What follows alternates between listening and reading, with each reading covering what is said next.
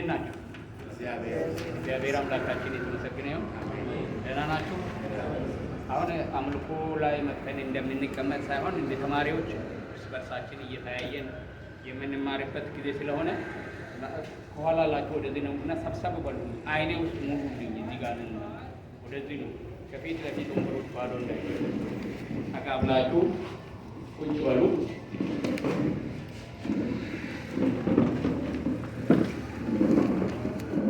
እግዚአብሔር ያዘጋጀልንን ማዕድ በተለይም ቤተክርስቲያን በዚህ ሳምንት እስከ ቅዳሜ ምሽት ድረስ በተለይም በጌታ ቤት ውስጥ አገልጋዮች ለሆናችሁ ለማገልገል ደግሞ ፍላጎትና መነሳሳት ላላችሁ የሚሰጥ ትምህርት አዘጋጅታለች። ይህንን ትምህርት በተከታታይ በተለያዩ ርዕሶች አስተምራለሁ። እንግዲህ መጽሐፍ ቅዱሳችን እንደሚናገር ክርስቲያኖች በእውቀትና በጸጋ ሚዛናዊ የሆነ እድገት ማደግ እንዳለባቸው መጽሐፍ ቅዱሳችን ይናገራል። ሰው በእውቀትና በጸጋ ለማደግ ደግሞ መማር አለበት። ከእግዚአብሔር ጋር ኮሚኒኬት እንዲያደርግ ሰው እውቀት፣ ፈቃድና ስሜት ተሰጥቶታል። ይሄ ሰውን ከሌላ ፍጡር የሚለይና ከአምላኩ ከፈጠረው ከእግዚአብሔር ጋር የሚያመሳስለው ተፈጥሮ እውቀትና ፈቃድ ስሜት እንዲኖረን እግዚአብሔር አድርጎ የፈጠረበት ምክንያት እሱን እንድንመስል እንደ መልካችንና ምሳሌያችን እንፍጠር ብሎ እግዚአብሔር ሲናገር እግዚአብሔርን የምንመስልበት ዋናና ትልቁ ነገር እግዚአብሔር እውቀት አለው፣ እግዚአብሔር ፈቃድ አለው፣ እግዚአብሔር ስሜት አለው። እግዚአብሔር በእውቀቱ ሁሉን ያውቃል። እግዚአብሔር በፈቃዱ የወደደውን ያደርጋል። እግዚአብሔር በስሜቱ ደግሞ ይቆጣል፣ ይደሰታል፣ ሪአክት ያደርጋል፣ ለሁኔታዎች ምላሽ ይሰጣል። ሰዎችንም እግዚአብሔር እሱን እንዲመስሉ ከእሱ ጋር ግንኙነት እንዲያደርጉ ስለሚፈልግ ይህ የእግዚአብሔር ባህሪ በሰዎች ውስጥ እንዲኖር አድርጎ እግዚአብሔር ፈጥሯል። በእውቀታችን እንድናውቅ ሰው የተባለ ሁሉ እውቀት አለው። ያ የኛ እውቀት ደግሞ ፍጹም ስላልሆነ ሁል ጊዜም እግዚአብሔርን በማወቅ አካባቢያችንን በማጥናት እያደግን የምንሄድበት እውቀት አለን። በዛ እውቀታችን እያወቅን እንሄዳለን። ክርስቲያኖች ስንሆን እግዚአብሔርን በማወቅ እናድጋለን። ክርስቲያኖች ስንሆን በእግዚአብሔር ቤት ውስጥ እንዴት መኖርና ማገልገል እንዳለብን እያወቅን እናድጋለን። ከነዚህ ነገሮች ጋር አይደለም የተወለድነው። ከአካባቢያችን ከዙሪያችን በምናየውና በምንሰማው እንማራለን፣ እናድጋለን። የእግዚአብሔር ቤትም ሰዎች በእውቀት የሚያድጉበት ቤት ነው። የእግዚአብሔር ቤት ምንድን ነው? ሰዎች በእውቀት የሚያድጉበት ቤት ነው። የምናድገው የእግዚአብሔርን ቃል በማወቅ ነው። የምናድገው የእግዚአብሔርን ባህሪ በመረዳት ነው። የምናድገው ደግሞ በእግዚአብሔር ቤት ውስጥ እንዴት ማገልገልና መኖር እንዳለብን እያወቅን ነው የምናድገው። የቤተ ክርስቲያን እድገት መለኪያው ይሄ ነው፣ ሌላ አይደለም። የሕዝብ መብዛት፣ የብር መኖር፣ የገንዘብ መኖር አይደለም። ስለዚህ እናንተ ደግሞ እግዚአብሔር ይህንን እድል ሰጥቶን እንደ ቤተ ክርስቲያን የሰጠንን አገልጋዮች ደግሞ የማሳደግ ግዴታና የማሳደግ ጸጋ፣ ብቃት እግዚአብሔር ሰጥቶናል። በቤተ ክርስቲያን ውስጥ ምእመኑን እግዚአብሔርን እንዲመስሉ፣ በባህሪው እሱን እንዲመስሉ፣ እሱን እንዲያንጸባርቁ፣ እንዲያሳድጉ እግዚአብሔር ስጦታዎችን ሰጥተዋል። እነዚህ የተሰጡ ስጦታዎች ዋናና ትልቁ ዓላማቸው ከስጦታቸው አንጻር የእግዚአብሔር ሕዝብ እግዚአብሔርን እንዲመስል፣ ክርስቶስን እንዲመስል ማሳደግ ነው። ስለዚህ ክርስቶስን የምንመስለው ደግሞ እግዚአብሔርን ባወቅን ልክ ነው። የማናውቀውን እግዚአብሔር መምሰል አንችልም። ስለዚህ ይህንን በእውቀትና ጸጋ እግዚአብሔርን በነፃ የሚሰጠው ስጦታ ነው። እውቀት ግን ከአካባቢ ከሌሎች በመማር የምናገኘው ጸጋ እግዚአብሔር ይሰጣል። ጸጋ ነፃ ስጦታ ነው። ስለዚህ በጸጋ ማደግ ማለት ይበልጥ ወደ እግዚአብሔር እየተጠጋን እየሄድን ይህንን እግዚአብሔር በክርስቶስ ኢየሱስ የገለጸውን ጸጋ በማወቅ የምናድገው እድገት ነው። እውቀት ደግሞ እግዚአብሔር የሰጠንን መጽሐፍ ቅዱሳችንን በማንበብና በማጥናት ስርዓት ባለው መንገድ በሚያስተምሩን እግዚአብሔር በሰጠን በመካከላችን ባስቀመጣቸው አስተማሪዎች አማካይነት እየተማርን የምናድገው እድገት አእምሯችን እንዲሰራ እንዲያሰላስል ይሁንን በማለት ማሰብ ማሰላሰል የምንችልበት ሲስተምና ስርዓት ነው። ስለዚህ ስብከት በምንሰብክበት ጊዜ ሰዎች የምንሰብከው ነገር እንዲቀበሉ ኢንፍሉዌንስ እናደርጋለን፣ ተጽዕኖ እንፈጥራለን። ይሄን አትልም እንዲህ አትልም እውነት ይሄ ነው ተቀበል ብለን ነው የምንሰብከው። ስብከት ስናስተምር ግን በማስረጃ ሲደግፈን እውቀትን ለሰዎች እንደ ምግብ እናቀርባለን። ሰዎች በራሳቸው አቅም ልክ ምን ያደርጉታል? ይወስዱታል። ኢንፍሉዌንስ አናደርግ። ስታስተምሩ ተጽዕኖ አይደለም። ስብከት ተጽዕኖ ታመጣለህ። ኢየሱስ ክርስቶስ የእግዚአብሔር ልጅ ስለሆነ ተቀበል ነው የሚለው። ስታስተምር ግን ኢየሱስ ክርስቶስ እንዴት ነው የእግዚአብሔር ልጅ መባል የቻለው ብለህ ምክንያቶችን አስረድተህና አስጠብቀህ ሰዎች እንዲያውቁና እንዲረዱ በማድረግ ለሰዎች ታቀርብላቸዋለህ። ሲፈልጉ ይቀበላሉ፣ ካልፈለጉ ደግሞ ያለመቀበል መብት አላቸው። ያንን ሲያደርጉ ደግሞ በምክንያት ላይ በቀረበላቸው ማስረጃ ላይ ተደግፎ ነው የሚሆነውና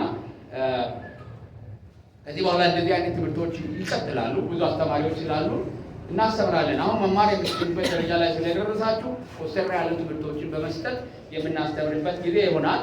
ዛሬ የሚጀምረው ትምህርት 1 2 3 ቀን ሊወስድብኝ ይችላል። ርዕስ አለው። ርዕሱ ራዕይ፣ ባለ ራዕይና እውን አድራጊዎች ወይንም አስቀጣዮች የሚል ነው። ቪዥን፣ ቪዥነሪ ኤንድ ኢናብለርስ ወይንም ሰስቴይነርስ። ራዕይ፣ ባለ ራዕይና አስቀጣዮች ሶስት ፓርት ያለው ማለት ነው።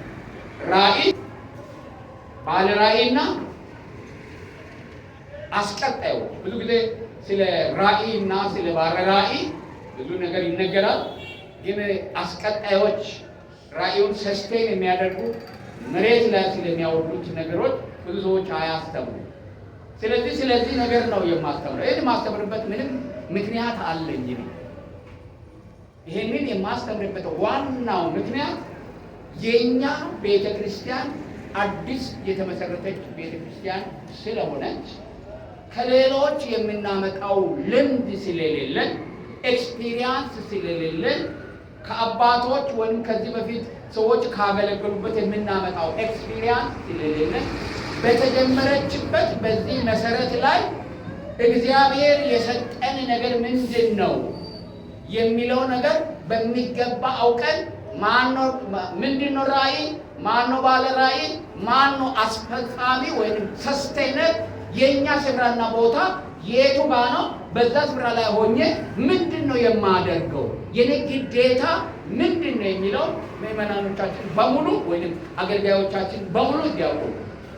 ዝም ብለን ግር ብለን የምንሄድ ሰዎች አይደለም። በቤተክርስቲያን ወደ አንድ አቅጣጫ ግር ብለን አንበር።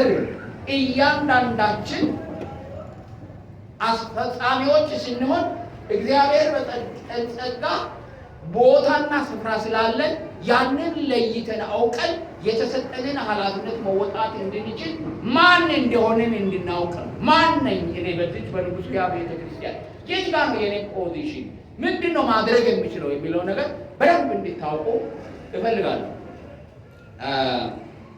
ስለ ራዕይ ስናነሳ መጽሐፍ ቅዱስ ምሳሌ ላይ አንድ ቃል ይናገራል። ስለ ራዕይ ሲናገር ምሳሌ መጽሐፈ ምሳሌ 28 ላይ ይመስለኛል በዛ ስፍራ ላይ ይናገራልና ራዕይ ከሌለ ህዝብ ምን ይሆናል ይላል? መረን ይሆናል ይላል። ሲያውጥና ራዕይ ከሌለ ህዝብ ምን ይሆናል? መረን ይሆናል። መረን ራእይ ከሌለ ራእይ ይመራል። ራእይ ምንጭ አለው። ራእይ መነሻ አለው። ራእይ የሌለው ህዝብ መረን ይሆናል፣ በየአቅጣጫው ይበታተናል።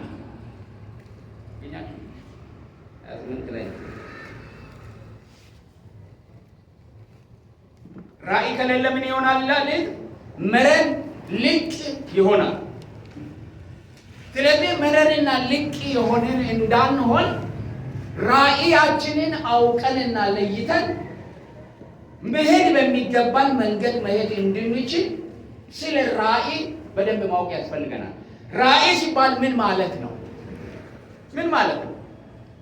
ራእይ አንዱ ኮመንሊ የሚታወቀው እግዚአብሔር አንድን ሐሳብ ሊገልጥልን ሲፈልግ ከአእምሯችን ውጪ ሆነን እግዚአብሔር በምስል ወይንም በድምፅ በተለየ መንገድ የሚናገርበት አንዱ መንገድ ነው።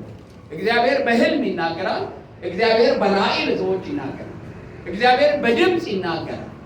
ኮሚኒኬት እግዚአብሔር ከሚያደርግባቸው መንገዶች ውስጥ አንዱ ራእይ ነው። ይሄ ራእይ ደግሞ ከእውኑ ዓለም አእምሯችን ወጥተን እግዚአብሔር በሚያሳየን ዓለም ውስጥ ሆነን እግዚአብሔር የሚለንን ነገር የምንሰማበት መንገድ ነው። በሕይወት ዘመኔ ሁለት ጊዜ ራእይ አይቻለሁ። ህልሜ በብዛት አያለሁ፣ እግዚአብሔር በዛ ይናገረኛል። ራእይ ግን ሁለት ጊዜ አይቻለሁ።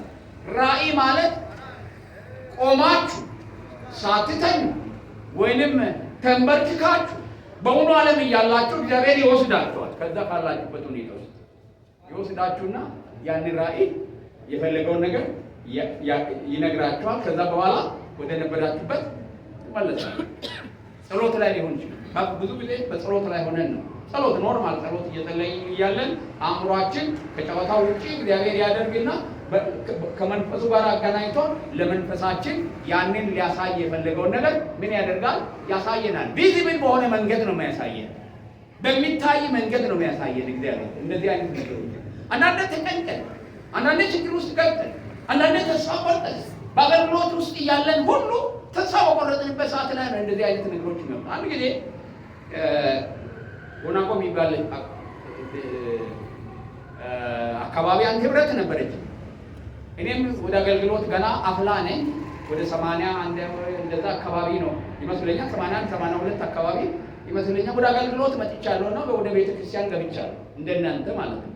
ይሄ ህብረት ቀድሞ የተመሰረተ ህብረት ነው። ሰናይት ነበረችበት። በዛ ህብረት ውስጥ አንድ ወንድም እዛ ያስተባብራል እና አንዲት እህት ከህብረቱ ወጥታ አገኘኋት። እኔ ያችን እህት ከህብረቱ ወጥታ ሳገኝ በጣም ሞቅ ያለ አገልግሎት እንትን ውስጥ ስለነበር ሄጄ አናገርኳት። ምን ሆነሽ ነው ብዬ አናገርኳት። ምን ሆነሽ ነው አንቺ ከህብረቱ የወጣሽው? እኔ ገና ከዓለም መጥቼ ሰው ሁሉ ወደዛ ህብረትና ወደ ጌታ እንዲመጣ ፍላጎት በጣም የነበረኝ ስሜታዊ የነበርኩበት ጊዜ ስለነበር ምን ሆነሽ ነው? የቤቷ አነጋገርኳት። ምን ሆነሽ ነው? በኋላ ምክንያቱም ነገረችኝ። እንዲህ ሆኜ ነው ብላ የተጣላችሁን ያልተስማማችሁ ከአገልጋዩ ባለቤት ጋር ስለሆነ እነሱ ቤት የሚደረግ ፕሮግራም አልሄድም ብላ ነው የቀረችው።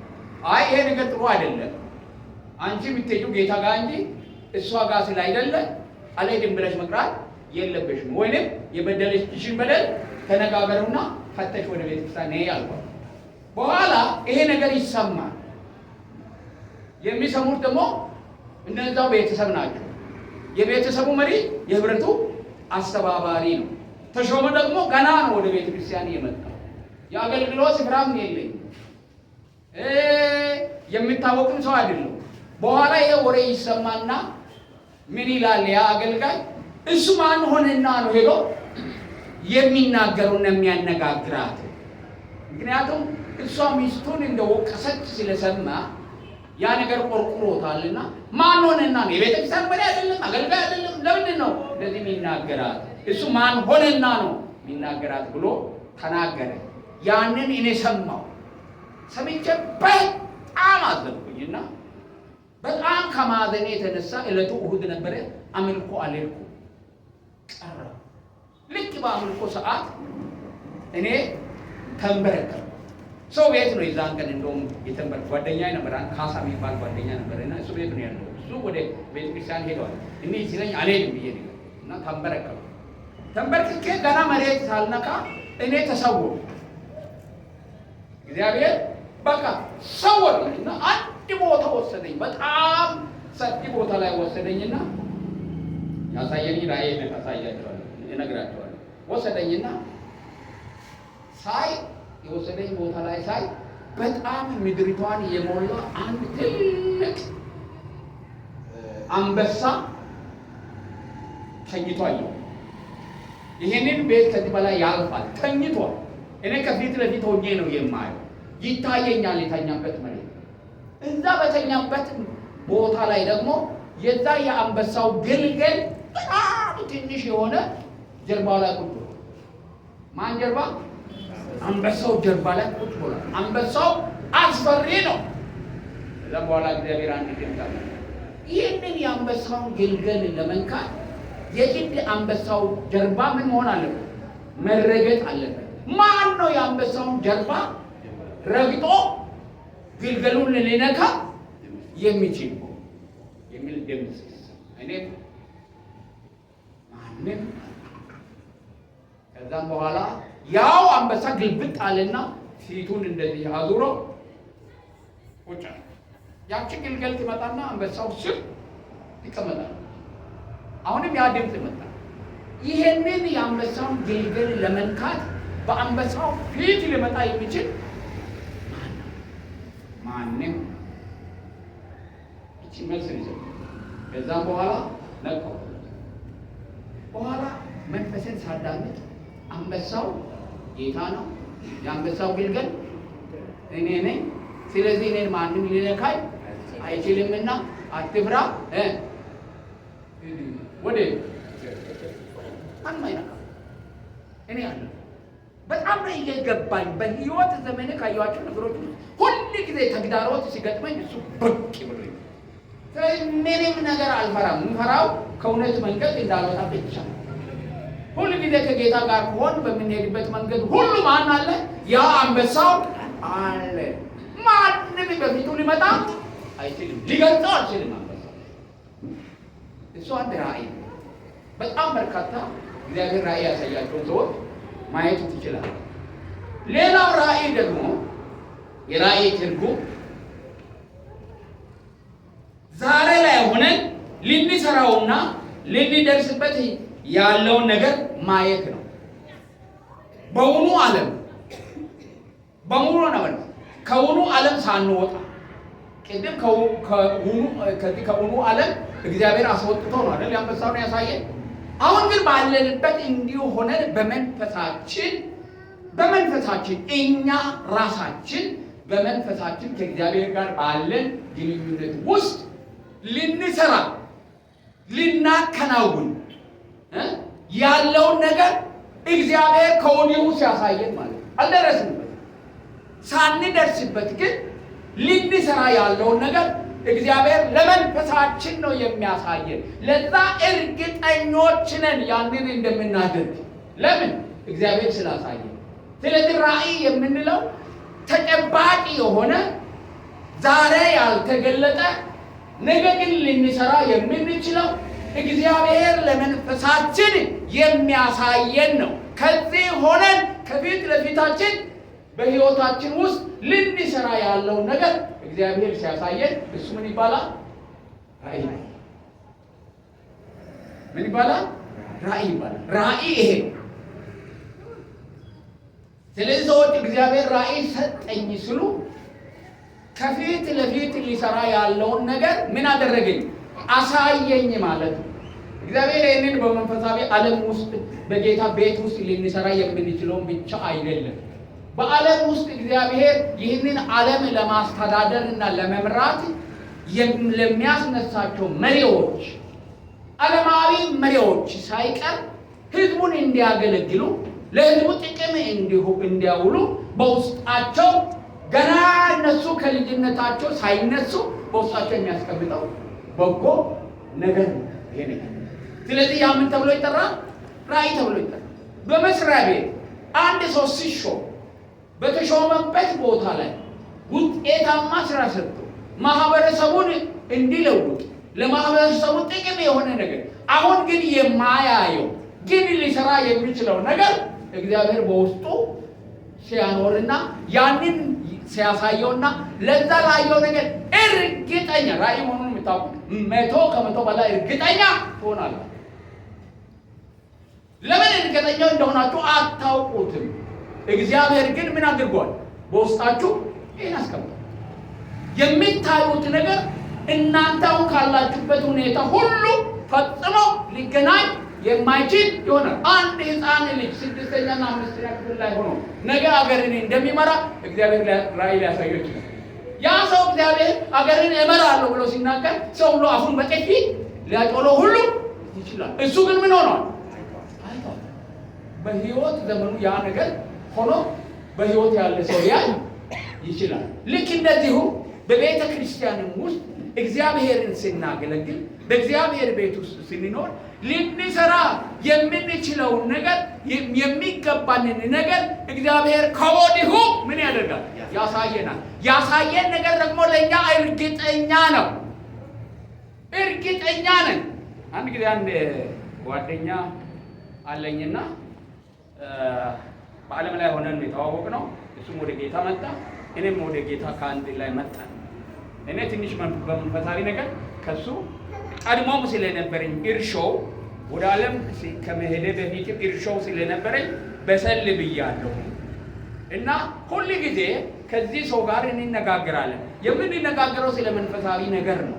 እና አንድ ቀን እንዲህ አለኝ፣ ስማ አለኝ፣ እግዚአብሔር ለእኔ በሚሊዮን የሚቆጠር ሕዝብ እዚህ ምስራቅ አፍሪካ ላይ እንዳገለግል ይሰጠኛል። ቁጥሩን ሁሉ ተናግሮ ይሰጠኛል። ይሄንን ያህል ሕዝብ ይሰጠኛል።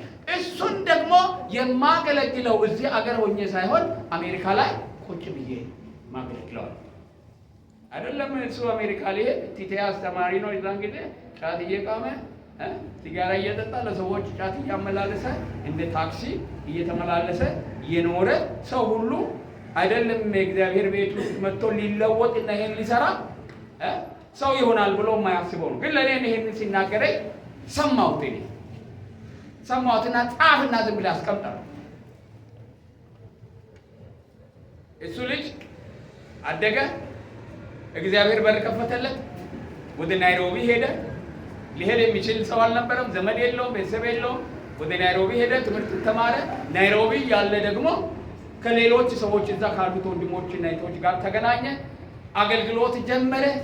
ተመልሶ ወደ ኬንያ አካባቢ ከኬንያ ድንበር እዚህ መጣ። ቋንቋ አይችልም፣ ኦሮምኛ። እሱ የሚችለው ሌላ የደቡብ ልጅ ነው፣ የደቡብ ቋንቋ ነው የሚችለው። ቦረና ላይ አገልግሎት ጀመረ። ወደ 30፣ 40፣ 50 አጥቢያዎችን ተከለ ባንድ ጊዜ። ያ ሰው ያንን እያገለገለ ያለ ደግሞ እግዚአብሔር በር ከፈተለት። አሜሪካ ፊኒክስ የሚባል ቦታ ላይ አሁን ትልቅ ቤተክርስቲያን እያገለገለ ከትልልቅ ቤተክርስቲያን መሪዎችና ይሄ ከወንጌል ስርጭት ከሚሰሩት ሰዎች ጋር አፍሪካ ውስጥ ወንጌል ስራ ይሰራል። ያን ጊዜ እርግጠኛ ነበር እሱ ሲናገር። እግዚአብሔር አሳይቶታል፣ አይተዋል። ሰው ግን በዛ ሰዓት ስላላየ ያንን ሰው ማመን አይችልም። ራእይ እግዚአብሔር ሲሰጣችሁ ከእናንተ ውጭ ያንን ራእያችሁን ሊያምን የሚችል ማንም የለም። እናንተ ግን ልትክዱ ፈጽሞ አይቻልም። ለምን? እግዚአብሔር ሲያስቀምጥ ኮንክሪት አድርጎ ነው በውስጣችሁ የሚያስቀምጠው፣ የሚያሳየው ነገር የምትሰራው ነገር። እርግጠኞች ሆናችሁ ነው የምትሰሩት። በቃ እርግጠኞች ሆናችሁ የምትናገሩ ስለዛ ነገር። ስለዛ አንዱ ይሄ ነው። ሌላ ምንድን ነው መሰላችሁ? ራእይ ከፍርስራሽ ውስጥ የሚወጣውን የነገውን የእግዚአብሔርን ሐሳብ ማየት ነው። ፍርስራሽ ማለት የፈረሰ ነገር ማለት ነው። ቤት ሲፈርስ የተበታተነ ነገር ነው የምታየው አይደል? ቤት ሲፈርስ ምንድን ነው የሚታየው? እንጨት እዛ ቦታ ላይ ወድቆ ዘጋ ቦታ ደርሶ ብትንትን ባለና ሊሰበሰብ በማይችል ነገር ውስጥ ምን ታያላችሁ? የነገውን የእግዚአብሔርን ሐሳብ ታያላችሁ። ምሳሌ አለን። እሱ ነህምያ የኢየሩሳሌምን ቅጥር መፍረሱን ሲሰማ አለቀሰ፣ ጾመ፣ ጸለየ። በመቀጠልም ከፍርስራሽ ውስጥ የሚወጣ ተስፋን አየ። ነህምያ ጠጅ አሳላፊ ነው። በባዕድ ሀገር ውስጥ ባዕድ ሀገር ታውቃላችሁ? በባዕድ ሀገር ውስጥ ሆኖ አስተናጋጅ በየንጉሱ አስተናጋጅ ጠጅ አሳላፊ ባሪያ። ያ ባሪያ አንድ ነገር ሰማ። አይሁዳዊ ነው። ከይሁዳ ሀገር ነው የመጣው። ከይሁዳ ሀገር ከመጡት ሰዎች የኢየሩሳሌም ቅጥር ምን ሆኗል? ፍርስራሹ ወጥቷል። ኢየሩሳሌም ማለት ለአይሁዶች የእግዚአብሔር ከተማ ነች። ስለዚህ የእግዚአብሔር ከተማ ከተማዋም አትፈርስም። ለምን? የእግዚአብሔር ስለሆነች ብሎ ስለሚያምኑ ከተማዋን ነገር ግን በኃጢአታቸው ምክንያት ስትፈርስ አትሊስት ቅጥሯ እንደገና ከተማው ስለምትገነባ መፍረስ የለበትም ብሎ የሚያምን ሰው ነው። ስለዚህ ቅጥሯም አልቀረም፣ ከተማ ምን ሆናለች? ፍርስራሽ ሆናለች። ይሄ በሰማ ጊዜ ምንም ሊያደርግ የማይችል ሰው ይገርመኛል። አንድ ጠጅ አሳላፊ አንድ አገር ፈርሶ ስለዛ አገር መገንባት፣ መጾም፣ መጸለይ፣ ማልቀስ የሚገባው አይደለም። ንጉሥ አይደለም፣ የንጉሥ ዘሪማ አይደለም፣ ወታደር አይደለም፣ ጄኔራል አይደለም፣ በሰው አይን የሚታይ አይደለም። ነገር ግን ይሄ ምን ሆነበት? ሸክም ሆነበት በውስጡ። ስለዚህ ምን ሆነ? ጾመ፣ ጸለየና በውስጡ ምን መጣ? ከዚህ ከፍርስራሹ ውስጥ የኢየሩሳሌም ቅጥር የመገንባት ተስፋን አየ። አንድ ጠጅ አሳላፊ፣ አንድ አስተናጋጅ የአንዲትን የፈረሰች የእግዚአብሔር ከተማ ቅጥር የሚገነባበትን ራዕይ አየ። የዛ ጊዜ ተስፋ ይህ የፈረሰው ቅጥር ይገነባል ብሎ ተስፋ የነበረው እሱ ብቻ ነው። ሌሎቹ በሙሉ ምን ሆነ? ተስፋ ቆርጦ። ስለዚህ ራዕይ ከዛ ፍርስራሽ ከጠፋ ከፈረሰ ነገር አንዳንድ ጊዜ ነገሮች ሲፈርሱ አገልግሎት ግራ ሲገባ ከዚህ በኋላ አብቅቶለታል ይሄ ነገር ሁለተኛ አይሆንም ኖ የሚል ሰው አለ። ባለ ራዕይ ኖ እግዚአብሔር ይሄን ነገር መልሶ ገነባል። ተነስተን እንስራ። እግዚአብሔር ምን ያደርግልን? ያከናውንልን። እኛም ባሪያዎቹ ተነስተን እንሰራለን። ይሄን የሚፎክረው ማን ነው? ጠጅ አሳላፊ ፖሊስ አይደለም፣ ወታደር አይደለም፣ የንጉሥ ዘር ጠጅ አሳላፊው ለምንድን ነው ይሄንን ድፍረት ያገኘው? እግዚአብሔር ምን ስላሳየው? ተስፋ የመገንባት ተስፋ ስላሳየው። ታስ ቪዥን ያ ራዕይ ነው። ራዕይ ነው። ዝም ብሎ ማውራት አይደለም፣ ንግግር አይደለም። የምትኖሩለትና የምትሞቱለት አጀንዳ ነው እግዚአብሔር የሚሰጣችሁ በራዕይ ውስጥ። ሌላው አሁን ያለንበት የሀገራችን ቤተክርስቲያን ገጽታም ይሄው አይደል?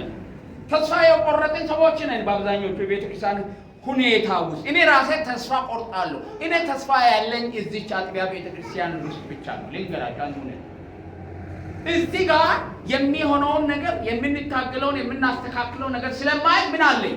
ተስፋ አለኝ። የኔ ራዕይ ስለሆነ እግዚአብሔር እንደሚሰራ ስለማውቅ እኔ ስለማምን ብቻ አይደለም ስለማውቅ አውቃለሁ ነው።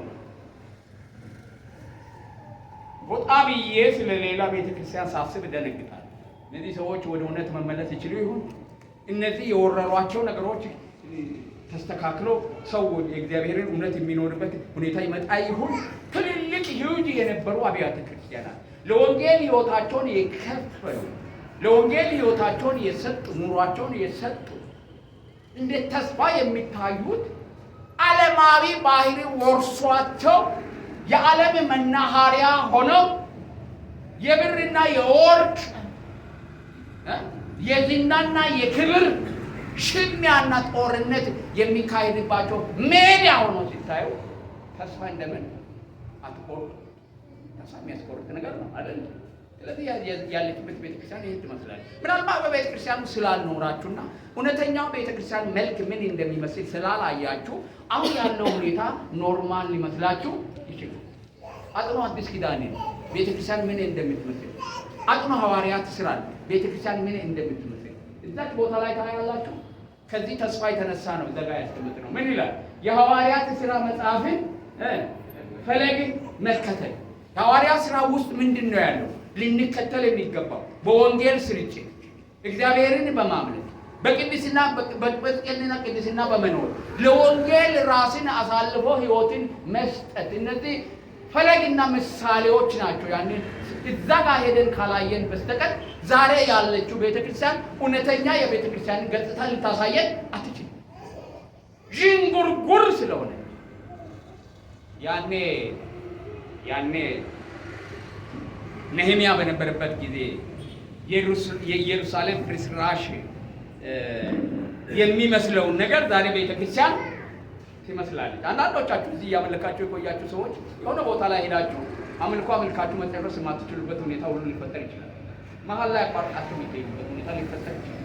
ከሚታዩት ነገር የተነሳ የሰዎችን ሁኔታ የተነሳ ሰዎች አማልክት የሆኑበትን ሁኔታ ስትመለከቱ ብርና ወርቅ ስላላቸው ብቻ ብርና ወርቅ ስላለ ክብርና ዝና ስላላቸው ብቻ በቤተ ክርስቲያን ፊት ለፊት ተሰብስበው ክብርና ዝና ታላንተ ተብሎ ቦታ ተሰጥቷቸው ሲቀመጡ ሲታዩ እነዛው ሰዎች ብርና ወርቅ ስላላቸው ብቻ የቤተ ክርስቲያን አብሶሉት የሆነ ስልጣን ይዘው ሰዎችን ሲያሰቃዩ እግዚአብሔር የጠራቸው ሰዎች ስቃይ አበሳና መከራ ሲያሳዩ ስትመለከቱ ተስፋ ትቆርጣለህ። እነዚህ የሚታዩ ነገሮች ነው የሚታዩ ተስፋ ቆርጣንጂ ነገሮቻቸውን ሰብስበው ወዴት ይሄዳሉ? መቼስ የእግዚአብሔር ዘመን እስከሚመጣ ብለው በጣም የተቀመጡ በርካታ ሰዎች እንዳሉ አውቃለሁ።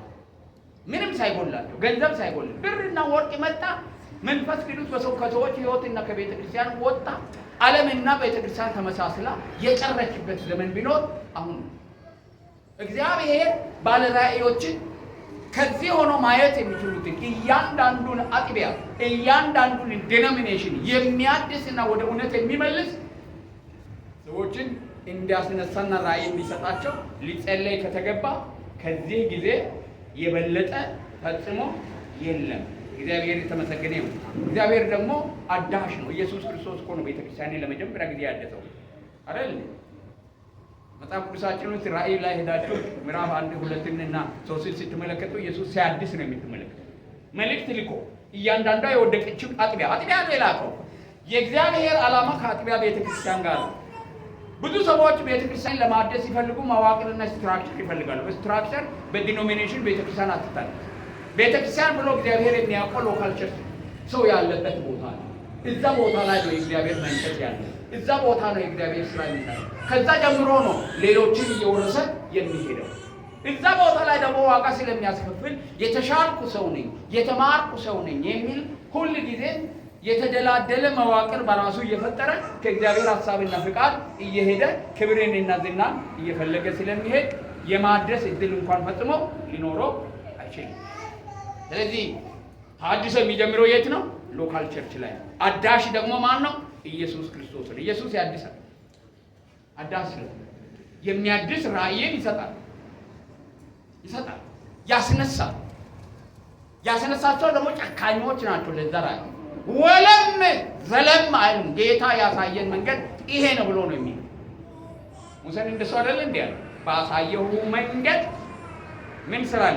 ቤቱን ስራ። እኔ ምን ባደረኩ ባሳይ ምንም አይነት ቆንጆ ኢንጂነር መጥቶ ማሻሻያ ቢያደርግ ያንን ፈጽሞ አትቀበል።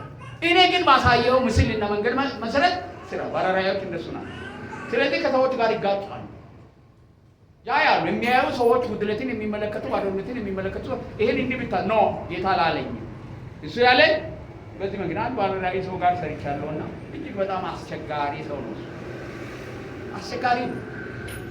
እናንተ የተሻለ ነገር ነው ብላችሁ ያያችሁት ነው። ይሄ ጌታ ላለኝ መሰራት ያለበት በዚህ መንገድ ነው ይላል። በዚህ በኋላ አይታችሁ በዚህ በኩል ነው እግዚአብሔር ያለኝ በዚህ መንገድ ነው። እሱ አይደለም ብለህ አንተ እሱ በሌለበት ወስነ የሰራው ነገር ጥሩ ነው ያልከው ፌል ያደርግ። የሱ ግን ምን ይሆናል? ሰክሰስፉል ይሆናል። ለምን? እግዚአብሔር ያለውን ነገር እሱ ለይቶ ስለሚያውቅ እግዚአብሔር ከእሱ ጋር ስለሚሰራ ውጤታማ ሲሆን አይቻልም። እንዲህ አይነት ነገሮችን እናያለን። ሌላ ራእይ አሁን ያለንበት ነው። ራእይ የመኖራችን ዓላማን ገላጭ። አንድ ሰው ለምን እኖራለሁ ካለ እኔ የምኖረው ለዚህ ነው ብሎ ሁሉ በእምነት በድፍረት ሊናገር የሚችለውን ነገር እግዚአብሔር በውስጡ ያስቀመጠው ማለት ነው። በዛ ሰው ማንም ሊከራከር እሱን አይችልም። እሱ ውስጥ ብቻ ነው ያለው። እሱ ያ በዛ ሰው ውስጥ ብቻ የመኖሩ ዓላማ ራእይ እግዚአብሔር ሲሰጠን ለዛ ራእይ እንሞታለን፣ ለዛ ራእይ ደግሞ እንኖራለን። ሌላ አማራጭ መውጫ መንገድ የለም። ስለዚህ የመኖራችን ዓላማ ገላጭ ምንድን ነው? ራእይ ነው። ዓላማ አለህ ወይ ሲባል ዓላማን እኛ አይደለንም ሴት የምናደርገው። ልክ ፕሮጀክት ሲሰራ ሰዎች ዓላማን ሚሽንን እያሉ ራሳቸው የሚገልጹት ነገር አላቸው ከሚያዘጋጁት ፕሮግራም ጋር ተያይዘው። ይህንን እኛ አይደለንም የምንገልጸው፣ እግዚአብሔር በውስጣችን ያስቀመጠው ነው።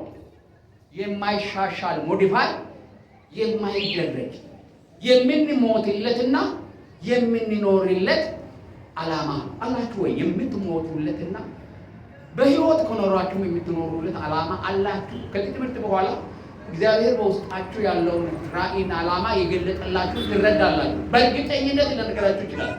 ራእይ ስለሌላችሁ አይደለም። ሁሉም ከእግዚአብሔር ጋር ኮሚኒኬሽን ያለው ሰው ምን አለው? ራእይ አለው። ከእግዚአብሔር ጋር በተገናኘበት ጊዜ እግዚአብሔር በውስጡ ያተመው ራእይ አለው። ሁሉም ሰው የግል ራእይ ነው የምንለው፣ በኋላ የምንመለከተው ይሆናል። ራእይ በመጪው ላይ የሚያተኩር ከእግዚአብሔር የሚመጣ በሰው ልብ ውስጥ የሚቀመጥ መለኮታዊ መልእክት ነው። አሜን። ምንድን ነው? መለኮታዊ መልእክት ነው ራእይ። ራእይ በመጪው ላይ የሚያተኩር ወደፊት ነው። ራእይ ሁሉ ጊዜ ወደ ኋላ የለም። ራእይ ወዴት ነው? ወደፊት ነው። ያንን የሚያተኩር ከእግዚአብሔር የሚመጣ በሰው ልብ ውስጥ የሚቀመጥ መለኮታዊ መልእክት ነው። ምን ራእይ ሲምፕል ተራ ሰው እንጀራ ለመብላት ለማጭበርበር ለማካለል ወይም አንድ ሰው ሲያደርግ አይተን ገልብጠን የምንሰራው ስራ አይደለም። እሱ ከእግዚአብሔር የሚመጣ ነው። ከእግዚአብሔር የሚመጣ መለኮታዊ መልእክት። መለኮታዊ መልእክት ማለት መለኮት ራሱ የተናገረው ያስቀመጠው መሰየጅ ማለት ነው፣ መልእክት ማለት ነው። ራእይ በተለያዩ ተጽዕኖዎች ሳንሸነፍና ተስፋ ሳንቆርጥ እንድንጓዝ ኃይልንና ተነሳሽነትን የሚሰጠን ብሩህ ምስል ነው። አሜን። ሁል ጊዜ ራእይ ካለ ምን አለ? ተግዳሮት አለ። ሁሉም የነቢያን ራእይ እና መጽሐፍ ስትመለከቱ ነህምያ የገጠመው ተግዳሮት አይደለም። አብሮት ያሉት ሲክል፣ እሱ ጋር ያሉት ሲያጭበረብሩ፣ ከውጭ ያሉት ጠላቶች ሲያሴሩበት ያልተደረገ ነገር የለም። ያ ጠጅ አሳላፊ ታውቃላችሁ፣ የጠጅ ቤት ውስጥ ትንሽ የሚቀዱ ድሮ ነበሩ። አሁን አለ አረንጓዴ ማንቆርቆሪያ ይዞ በአብዛኛው ጉራጌዎች ነው አይደል? ጠጅ ቤት ሄዳችሁ ስትመለከቱ ይቀዳል። እንደዚህ እሱ እንደዚህ ጠጅ ቀጂ ነው። የእሱ የሚለየው ንጉሥ ቤት መሆኑ ብቻ ነው። በየቀኑ ድግስ ስላለ ማለት ነው። ምናልባት መልኩ ያማረ ሊሆን ይችላል። እዛ ቦታ ላይ የተቀጠረው ከዛም የተነሳ ሊሆን ይችላል። እዛ ቦታ ላይ ቤት ያለ ብልህ ስለሆነ ሊሆን ይችላል። ጠጅ ነው። ለጠጅ ቀጂ እግዚአብሔር የሰጠው ልቡን ጠንክሮ እነዛን ተግዳሮቶች በሙሉ በምን አሸነፍ? የሰማይ አምላክ ያከናውንልናል። እኛም ባሪያዎቹ ተነስተን እንሰራለን። እኔ እሰራለሁ አላለ። ይገርማል። እኛም ባሪያዎቹ ተነስተን እንሰራለን። ምክንያቱም ራእዩን ሼር ያደረጉ ሰዎች አሉ። አንዱ የባለ ራእይ ባህሪ ራእዩን ለሌሎች የራሳቸው አድርገው እንዲቀበሉት ኮሚኒኬት ወይም ተናግሮ የማሳለፍ አቅም። ባለ ራእይ ነው የምትሉት አቅም አለው። ያንን ራእይ ሌሎች ውስጥ ኢንሰርት ለማድረግ የራሳቸው አድርገው ወስደው እንዲሞቱለት ለማስተላለፍ ችሎታ አለው። ነህምያ እንደሱ አይነት ችሎታ ስላለው ለዛ ራእይ የሚኖሩና የሚሞቱለት ሰዎች ስለነበሩ እነሱ ምን አለ? የሰማይ አምላክ ያከናውንልናል፣ እኛም ባሪያዎቹ ተነስተን እንሰራለን፣ ዘምራለን አለ። ብዙ ጊዜ እንደዚህ የተናገረው ስራ ሳይሰራ ነው። ጠላቶች በከበቡት ሰዓት ላይ ነው፣ መውጫ መግቢያ በሌለበት ጊዜ። እሱ ግን ምን ይላል? እግዚአብሔር የሰጠኝ ራእይ ስለሆነ ይሄ ነገር ምን ይሆናል? ይከናወናል። አሜን። ለምን ነው የሚከናወነው? ጉልበት ስላላቸው፣ አቅም ስላለ፣ ችሎታ ስላለ አይደለም። ምንጩ ማን ስለሆነ? እግዚአብሔር ስለሆነ። ከእግዚአብሔር የመጣ ነገር ምን ይሆናል? ተግዳሮት ሊያቆመው አይችልም። እንግዲህ ራእይ ትርጉሞቹ እነዚህ ናቸው። ምናልባት ይህንን አባሳችሁ ለመውሰድ ለምትፈልጉ ሰዎች እዚህ አስቀምጣለሁ፣ መውሰድ ትችላላችሁ። ወደፊት አንድ መጽሐፍ አለኝ እያሳተምኩ ያለሁት እዛ መጽሐፍ ውስጥ አለ። እዛ ማግኘት ትችላላችሁ። ከፈለጋችሁ በፍላሽ ልሰጣችሁ እችላለሁኝ። ማንበብና ማጥናት፣ ሌሎችን ማስተማርና በህይወት ለመተግበር ቃል ለምትገቡ ራእይን በሁለት ከፍሎ ማየት ይቻላል። ቅድም ብያቸዋለሁ። ሁለት ከፍሎ ማየት ይቻላል። አንደኛው የግል ራእይ ነው፣ ፐርሰናል ቪዥን፣ የግል ራእይ። ይሄ ቅድም ነካነካ አድርጌያለሁ። የግል ራእይ ማለት አንድ ሰው ከእግዚአብሔር ጋር በግል ግንኙነት በሚያደርግበት ወቅት በደህንነቱ ወይም በጥሪው ወቅት ማለት ነው፣ በህይወቱ ውስጥ የሚመጣ የመንፈስ ቅዱስ እንቅስቃሴ ነው። መቼ? በሚድንበት ቅጽበትና እንዲሁም ደግሞ ከድነት በኋላ ሌላ ጥሪ አለ። የጥሪ እግዚአብሔር ጥሪ ለአገልግሎት በውስጡ በሚያመጣበት ጊዜ እግዚአብሔር በውስጡ የሚያመጣው መንፈሳዊ እንቅስቃሴ ያ ራእይ ነው፣ የግል ራእይ ነው። ብዙዎቻችሁ እኔ ጊዜ አብሬያችሁ ስውል ሳገለግል እኔ የግል ራእይ እንዳላችሁ አውቃለሁ። በውስጣችሁ የሚገላበጥ ነገር አለ። በቃ እግዚአብሔር ያስቀምጠው። አንዳንዴ ያንን እኔ እገዳደራለሁ፣ ምክንያቱም የኔ ራእይ እናንተ ውስጥ እንዲገባ ስለምፈልግ ነው። ይሄ የባለ ራእዮች ባህሪ ነው። ራእይን ተከላክለ ማዳን አንተባለ እግዚአብሔር የሰጠኝ ነገር አለ ወደ ሰዎች ለማስገባት ምን አደረጋ እንስስ ነው ማለት አላችሁ። እግዚአብሔር በውስጣችሁ ያስቀምጥ። አንዳንዶቻችሁ በዚሁ በእኛ ራእይ ውስጥ ደግሞ ኢምፕሊመንት እንዲታደርጉ እግዚአብሔር የሰጣችሁ ስጦታ አለ፣ ተግባራዊ እንዲታደርጉ ማለት። ይሄ ሁሉ የሚሆነው መቼ ነው? በዳንንበት ጊዜ ከእግዚአብሔር ጋር ምን አድርገናል? በመንፈስ ቅዱስ ጋር ተገናኝተናል። እንዲሁም እግዚአብሔር በጠራን ጊዜ ለአገልግሎት በለየን ሰዓት እግዚአብሔር ነው የሚለየው፣ ሰው አይደለም የሚለየው። ሰው አንዳንድ ጊዜ ታውቃላችሁ አይደል? ጌታ ጠርቶሃል፣ የሰራዊት ጌታ እግዚአብሔር እንዲህ ይላል፣ ወደ ስራ ቦታ እግዚአብሔር ነው። እንደሱ አይነት ጥሪ የለም። እሱ ያ ሰውዬ ነው እየጠራ ያለው። እግዚአብሔር ከውጭ ወደ ውስጥ አይናገር። እግዚአብሔር ከየት ነው የሚናገር? ከውስጥ ከልብህ ነው። ያ ልብህን ምን ይሆናል? ሞልቶ ግጥም ብሎ እንደ ውሃ እዚህ ይቀራል። ለምን? ከውስጥ ስለሚናገር። ከውጭ የሚመጡ ነገሮች ማረጋገጫዎች ወይም ማደናገሪያዎች ናቸው። ሁለት አንዱ ምንድን ናቸው? ማረጋገጫ ወይንም ማደናገሪያ ነው። ለአንተ እግዚአብሔር ራእይ የሚሰጥህ ለራሲ ነው። እዛው ውስጥህ ልብ ውስጥ ነው የሚሞላው። እግዚአብሔር ከልብ ጋር ነው፣ ልብ ውስጥ ነው የሚሰራው። ያ ይንተከተካል፣ እዛ ውስጥ ይንተከተካል እስከሚፈላ፣ እስከሚወጣ፣ እስከሚጠራ፣ እስከሚፈስ አሜን፣ እስከሚፈስ ድረስ ይንተከተካል፣ ይመስላል። እዛ ውስጥ እረፍት አይሰጣችሁ። እዛ ቦታ ላይ እስካልደረሳችሁ የትኛው ቦታ ላይ አገልግሉ እረፍት ታገኙ ፈጽሞ አትችሉ። እኔ በጣም በተመቻቹ ቦታዎች ላይ አገልግያለሁ። ገና ከጀምሩ ከዚህ ከሐዋሳ ጀምሮ ማለት በጣም የተደራጀ ቤተክርስቲያን፣ በጣም ብዙ አገልጋዮች ያሉበት፣ በጣም በብዙ ጸጋ ተሾመ ተሾመ ተሾመ ተሾመ ወፎች ሁሉ ሳይቀሩ ስሜን እስከሚጠሩ ድረስ የተናገርኩት ቃል መሬት ጣበሳይ። በጣም በርካታ ሰዎች በዚህ ከተማ ውስጥ በእኔ አገልግሎት የተፈወሱ ቁጥር ስፍር የላቸውም። ስፍር የላቸውም። በመንፈስ ቅዱስ ይህ ትምህርት ሳስተምር ሰዎች ከፍ ዝቅ እስከሚሉ ድረስ አገልግያለሁ። ከዚህም ወጥቼ ዩኒቨርሲቲ ኮሌጅ ከገብቼ ከወጣ በኋላ ብዙ ቸርቾች ውስጥ አገኘ ባት አንድም ቀን እረፍት ኖሮኝ በደረስኩበት ስፍራ ላይ በታማኝነት እዛ ላለው ራእይ ታጅዝዬ ነው ማገለግል።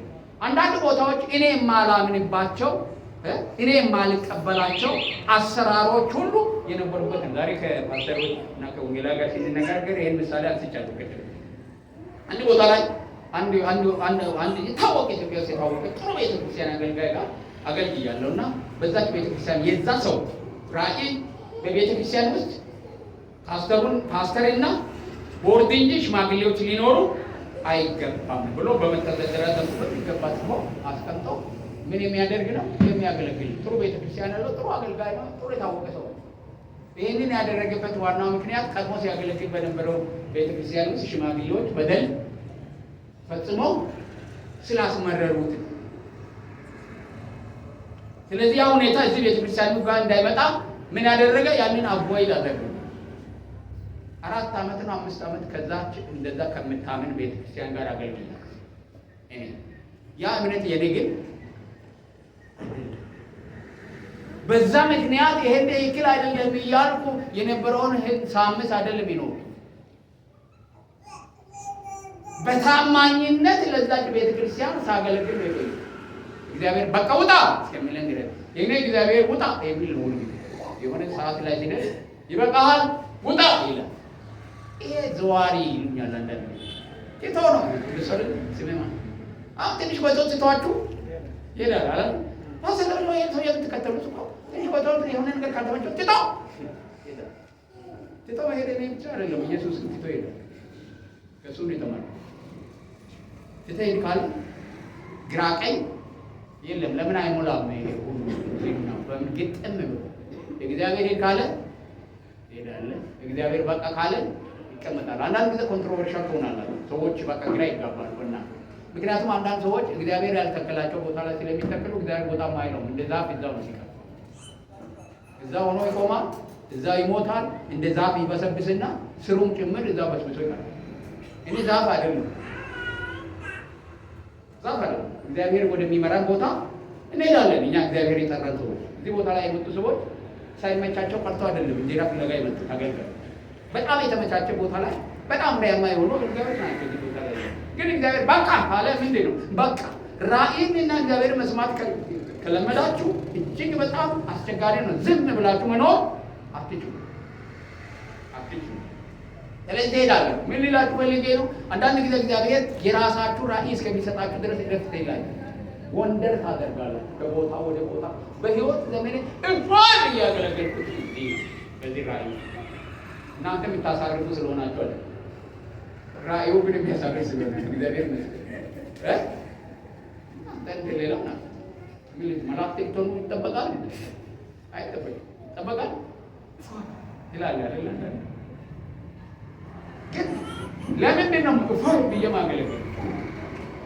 እግዚአብሔር የሰጠኝ የህይወት የመኖሬና የመሞቻዬ አላማት ይሄን የሚያውቃን ወንድም አለና አሜሪካን ሀገር ውስጥ ይኖራልና በቃ ሁሉ ጊዜ ቆጭዋል። እኔ ውስጥ የሆነ ጸጋ በተገቢ መንገድ አውጥተህ እፎይ ብለህ ቁጭ ብለህ የምታገለግልበት ሁኔታ እግዚአብሔር እንዲያመቻችልህ ጸልያለሁ። አሜን። በቃ የተመቻቸ ሁኔታ ያለኝ አሁን እዚህ አንዳንዴ ያልተመቸኝ ይመስላችኋል አይደል? because this is my vision እግዚአብሔር የሰጠኝ ቦታ ላይ ከዚህ ውጭ የተሻለ ነገር ምን ሊመጣ ይችላል? አይችልም። እናንተን የመሰላችሁ ወጣቶች ማንም ማግኘት አይችልም። እንገራችሁ እንደዚህ አይነት 40 እና 50 ዓመት አላችሁ ጌታን ለማገልገል ወደፊት ከኔ በስተቀር እኔ የምሰጠኝ እንደው ማለት ነው 40 እና 50 ዓመት ከባድ ከገራ ይሉ ግን እናንተ ውስጥ ዘር እንዳላለን እግዚአብሔር የተመሰገነ ሰው እንደዚህ አይነት እድል አያገኝ። ብዙም ሰው የለውም የሚሰማ የሚያዳምጥ ቁጭ ብሎ የሚማር ነገ ጌታን ለማገልገል ራሱን የሚሰጥ አሜን። እግዚአብሔር ይመስገን። ስለዚህ ቪዥን ነው ይሄ ራእይ ነው። እዛ ቦታ ላይ ትቀመጣላችሁ፣ ታርፋላችሁ፣ እግዚአብሔር ያሳርፋል። እንዲሁ የምትገላበጡ ሰዎች አላችሁ። እዚህ ራሱ የማይመቻችሁ ሰዎች አላችሁ። እውነት ነው። የሚመቻችሁ ቦታ ላይ እግዚአብሔር ያደርሳችኋል። አሜን። አንዳንዱ ሰልፍ ነው የሚማረው እዚህ፣ አንዳንዱ ትግል ነው የሚማረው። ይማራል፣ እግዚአብሔር ያስተምራል። ትግል ትልልቅ ሰዎች ጋር ትግል እግዚአብሔር ያስተምራል። በጣም ብዙ ሰዎች ስማቸውን ለመጥራት ከሚፈሩ ሰዎች ጋር ተገዳድሬያለሁ።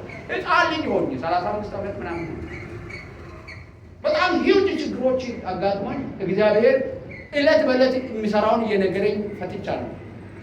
አንዳንድ አብያተ ክርስቲያናት ከኔ መስዋዕትነት ለእነሱ በከፈልኩት እግዚአብሔር በእኔ ከሰራው የተነሳ 30 እና 50 40 አጥቢያዎች እየሆኑ ናቸው። ዋጋው ግን ተከፍሎ ነው እዛ ቦታ ላይ ያንንም ሰጥተህ ትሄዳለህ። ጌታ ትቶ ሄዶ የለ ማን ነው እዚህ የቀረ አለ? ለራሳችን እኮ አይደለም የምንሰራው። አንዳንዴ እንደሱ ነው የሚሆኑት። ለራሳቸው ይሰራሉ፣ ለራሳቸው ይገነባሉ፣ ራሳቸው ይበላሉ። መንጋው ተብስቦ ኪሳቸውና እንጀራቸው ስለሆነ እኔ ከዚህ ሄጄ ወዴት ምን ይሄድ ወድቃሉ። ለካ መውደቂያ ነው ስታመቻችን ወድቁ። መውደቂያችን እግዚአብሔር አሜን። ባለ ራእይ መውደቂያና መታመኛው ምንድን ነው? እግዚአብሔር። እግዚአብሔርን ከታመናችሁ እግዚአብሔር ካላከ እግዚአብሔር ያኖራል። ይሄን በህይወታችን አይተናል። ባለ ራእይ ራእዩ ነው የሚያሳርፈው። ስለዚህ ፐርሰናል የሆነ ራእይ ሲኖራል፣ የግል ራእይ ሲኖረን ያ የመንፈስ ቅዱስ መነቃነቅ በውስጣችን ይመጣል። ምክንያቱም ደህንነት ውስጥ ምን አለ? መንፈስ ቅዱስን ነው የምንቀበለው እኮ ስንል አይደለ እንዴ? ኤፌሶን እንደሱ ነው የሚለው። በመንፈሱ ምን አደረገ? አጠመቀን ይላል። የድህነታችን ማረጋገጫ መንፈስ ቅዱስ በእኛ ውስጥ መኖሩ ነው። መንፈስ ቅዱስ በእኛ ውስጥ ይኖራል። መንፈስ ቅዱስ ይሞላናል። መንፈስ ቅዱስ ያልዳኑትን ደግሞ ምን ያደርጋል? ይወቅሳል። ከውጭ ሳንድን ስንቀር ከውጭ ሆኖ ምን ያደርጋል? ይወቅሳል። የመንፈስ ቅዱስ አገልግሎት ሶስት ነው። መንፈስ ቅዱስ እኛን የዳነው ሰዎች ብቻ አይደለም የሚያገለግለው፣ ዓለምንም ያገለግላል።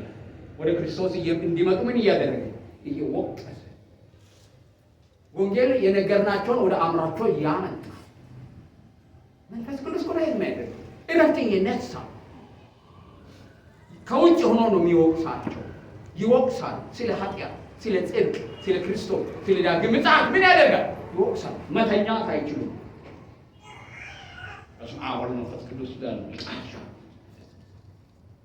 ከዛም በኋላ ያችን ብልጭ ያደርግላቸዋል። ትናንትና ወንጌል ላይ የነገራችሁት ቃል ይመጣል። እስኪ እረፍት አገኝ እንደሆን ከነዚህ ቤቶች ጋር ነው ይሄድና ግጥም ወቀሳ ደግሞ ያመጣ ማን ነው? መንፈስ ቅዱስ። መንፈስ ቅዱስ ሲወቅስ ለድነት እንዲሆን እኛ ወንጌልን ለነሱ ምን ማድረግ አለብን? መስበክ አለብን። እኛ ለጆሮአቸው ነው የምንናገረው አይደል? መንፈስ ቅዱስ ግን ልባቸውን ምን ያደርጋል? ይወቅሳል። ከቃሉ ጋር ምን ያደርጋል? ያገናኛቸው። ከዛ በኋላ ወደ ድነት ይመጣሉ። ክብር ለእግዚአብሔር ነው። ይሄ ነው የመንፈስ ቅዱስ ስራ ከዓለም ጋር። ዓለምን እንደዚህ ነው የሚወቅሰው፣ በዳኑት ውስጥ ግን ይኖራል። ክብር ለእግዚአብሔር ነው። መኖሪያ ያደርጋል፣ ይኖራል ከእኛ ጋር ዊዛስ ከዓለም ጋር ሲሆን ዊዘም ነው፣ ከነሱ ጋር ነው የሚሆነው። ከነሱ ጋር ነው የሚሆነው ከዓለም ጋር ሲሆን፣ ከእኛ ጋር ግን ኢናስ እኛ ውስጥ ዊዘም ኢናስ ከእኛ ጋር ውስጣችን ይኖራል። ክብር ለእግዚአብሔር። የመዳናችን ማረጋገጫ እሱ ነው። የመዳናችን ማረጋገጫ መንፈስ ቅዱስ በእኛ ሕይወት ውስጥ ምኑ ነው? መኖሩ ነው። እኛን መንፈስ ቅዱስ ለመውቀስ አይደለም የሚመጣው፣ እኛ ውስጥ ለመኖር ነው። እዛ ውስጥ ሆኖ ይሰራል፣ ድነታችንን ይመሰክራል። መንፈስ ቅዱስ ሊሰራ የሚገባው ነገር እኛ ውስጥ የሚሰራው ያ የዳንን ቀን የተቀበልነው መንፈስ። ክብር ለእግዚአብሔር። ሌላው መንፈስ ቅዱስ ከዳንን በኋላ ደግሞ ምን ያደርገናል? ያጠምቀናል። አሜን። ኦናስ በእኛ ላይ ይሆናል። አያችሁ፣ በእኛ ላይ የሚሆነው ሌሎችን እንድናገለግል ነው። ስለዚህ መንፈስ ቅዱስ በእኛ ላይ ሆኖ ሌሎችን ምን ያደርጋል? ያገለግላል። በእኛ ውስጥ ሆኖ እኛን ምን ያደርጋል? ያገለግላል። በዳኑት ሰዎች ዙሪያ ላይ ሆኖ እነሱን ደግሞ ምን ያደርጋል? እየወቀሰ ያገለግላል። መንፈስ ቅዱስ አገልጋይ ነው። ስራ ፈቶ አይደለም። ዓለማውያንን በመውቀስ ክርስቲያኖችን በውስጣቸው በመኖር ያገለግላል። በእኛ ደግሞ አልፎ ያገለግላል። ስለዚህ ዊዛስ እንላለን፣ ከእኛ ጋር እንላለን፣ ከዓለማውያን ጋር እንላለን፣ በእኛ ውስጥ እንላለን፣ በእኛ ላይ አሜን። በማ ላይ? በእኛ ላይ። እኛ ላይ ሲሆን ሌሎችን ለማገልገል ነው። እኛ መንፈስ ቅዱስን የምንሞ ኃይል ለመቀበል ነው ጌታ ይሰጣል። ሌሎችን ለማገልገል የወንጌል ስርጭት ለማድረስ እንጂ ታክ ታክ ታክ ታክ ታክ ብለን ራሳችንን አማሙቀን እንደ ዶሮ በተተተተተ ብለን እኮ እንደነተኛ ታዲያ እሱማ አለን ድሮ። ክብር ለእግዚአብሔር። እኛ ጋር የመጣው ግን ለሌሎች እንድንደርስ አቅም እንዲኖረን፣ ድፍረት እንዲኖረን፣ እምነት እንዲኖረን ያ ጉልበት ይሰጠናል። ሐዋርያትን ታውቃላችሁ አይደል? ሐዋርያትን ታውቃላችሁ አይደል? ፈሪዎች፣ ድንጉጦች መንፈስ ቅዱስን ከተቀበሉ በኋላ ቦልድ ያደረጋቸው ማን ነው? መንፈስ ቅዱስ ነው። መንፈስ ቅዱስ ከሌለ እኮ ሰው ወንጌልን ኢየሱስ ክርስቶስ ያድናል ብለህ እኮ እዛ ጥቂት አጭር ትንሽ ሰው እኮ መናገር አትችልም። ያስፈራል አይደል? አስፈራል። ከተሞላ ግን የማንም አንበሳ ከየት ይምጣ በዛ በመንፈስ ቅዱስ ኃይል ወንጌል ምን እናደርጋለን? ስለዚህ ነው ኢየሱስ ክርስቶስ ካስተማራቸው ካሰለጠናቸው በኋላ በኢየሩሳሌም መንፈስን የሰጣችሁ ተስፋ እስከምትቀበሉ ድረስ በኢየሩሳሌም ወጣችሁ እንዳትመቱ እንዳትሰበሩ። መንፈስን ከተሞሉ በኋላ ኢየሱስን በገደሉ ሰዎች ፊት እንኳን ለመናገር ድፍረትን አገኙ። ክብር ለእግዚአብሔር። ስለዚህ የመንፈስ ቅዱስ እንቅስቃሴ ሪቫይቫል እኛው ውስጥ ነው። ስናት ማተር ኦፍ ኮይ የሚንቀሳቀሰው እዚህ መፈወስ ትንቢት መናገር እሷ ሪቫይቫል እሷ ሪቫይቫል ውስጥ ነው እኛው ውስጥ እግዚአብሔር ነው የሚያመጣው። እሱ ከእኛ ጋር ምንም የሰጠንን ራእይ ለማተም ነው የሚመጣው። በሕይወት ዘመናችን ውስጥ የምንሰራውን ስራ ያትማል። ምንድን ነው በሕይወት ዘመን እግዚአብሔር እንዲሰራ የሰጠኝ ብላችሁ አስቡ። ወደ ልባችሁ የዛ ጊዜ ወደ ልባችሁ ሞልቶ የሚመጣው ነገር እሱ እግዚአብሔር ያስቀመጠው ነው። ለእግዚአብሔር እግዚአብሔር ያስቀመጠው ነው። እነዚህ ነገሮች እኮ ነግጄ ሀብታም ሆኜ በልጽጌ ሀገሬን ለማገልገል እና ለሰዎች እንጀራ ለመፍጠር ሊሆን ይችላል። እግዚአብሔር ምን እንደሚያስቀምጥ የሚያውቀው እሱ እንጂ እኛ አይደለም። ስለዚህ አንዱ ራእይ ይሄ ነው። ስለዚህ ይህ ራእይ በውስጡ እግዚአብሔር ከዛን ቀን ጀምሮ በዛ ህይወት ውስጥ ያለውን ዓላማ ያዘለ ነው። የግል ራእይ ይሄ። ስለዚህ ሁላችንም የግል ራእይ አለ። ለምን? ከጌታ ጋር ምን አድርገናል? ተገናኝተናል። የዳንን ቀን እንዲሁም ደግሞ ጥሪ በተለየ ሁኔታ ለአገልግሎት እግዚአብሔር የጠራችሁና የለያችሁ ሰዎች እግዚአብሔር የጠራችሁ ጊዜ ያንን መልእክት የሰጣችሁ ጊዜ ከእግዚአብሔር ጋር የተገናኛችሁ ጊዜ ያ መንፈስ ቅዱስ በእናንተ ውስጥ ምን አድርጓል? ሪቫይቫልን ይፈጥረዋል። እሱ አይጠፋም፣ ሁሌ አለ። የማይነድ የማይጠፋ እሳት በውስጣችን ነው የሚኖረው እስከምንሞት ድረስ። አገልግሎ ወንጌል እየሰበኩ ኖሮ እስከሚሞቱ ድረስ አሁንም እየቆጫቸው ነው የሚሞቱት ሰዎች። ውስጣቸው የምን አለ ያራ ያለ አልበቃህም፣ እፎይ ከዚህ በኋላ ሰርቻለሁ፣ ችግር የለብኝ፣ ጡረታ ወጥቼ ቁጭ ልበል ማለት አይችሉም።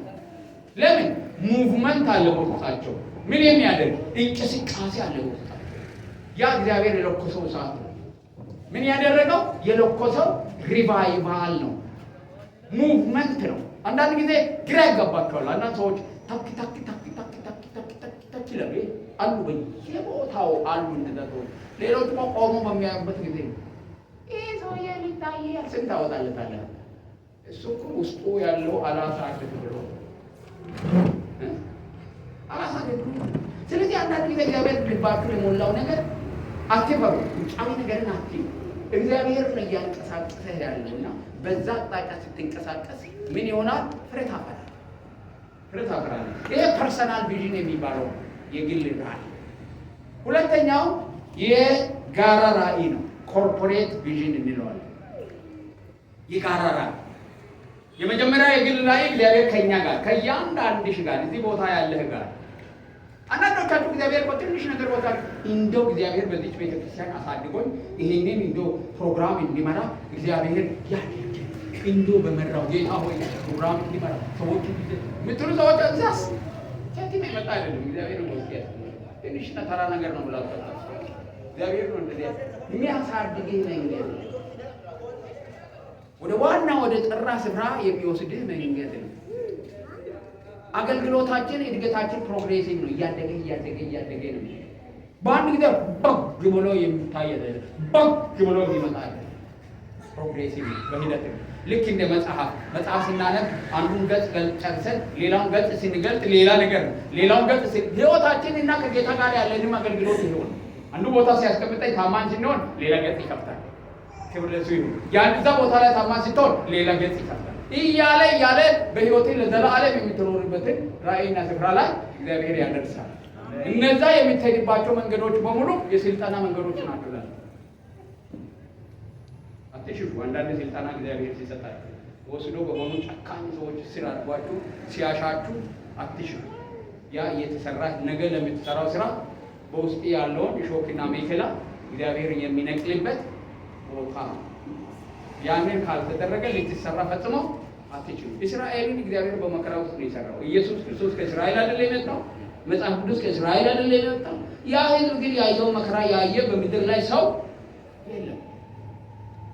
እዛ ውስጥ ነው ያሰለጠናቸው ጌታን እስከሚመስሉ እግዚአብሔር ሰዎች እንደዛ ነው የሚለው።